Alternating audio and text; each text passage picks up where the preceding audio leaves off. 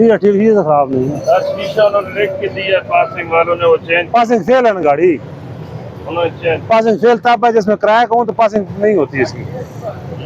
Wind screen पे किराया को पास नहीं होती गाड़ी, ये पासिंग फेल है गाड़ी।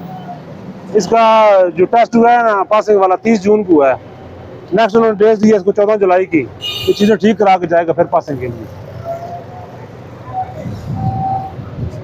कोई आई डी कार्ड वगैरह मेरी जान को लाया बाकी है जो रूट के तुदा से रूट केपी के ना इधर रूट नहीं है, इधर रूट पंजाब में रूट नहीं है। रावलपिंडी ना सर गड्डी जान पिंडी वास्ते लइए नवी सर, रूट भी नहीं है इसके पास।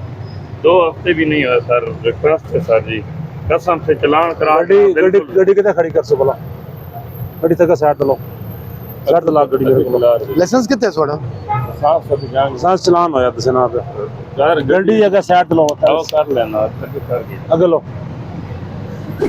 ओहो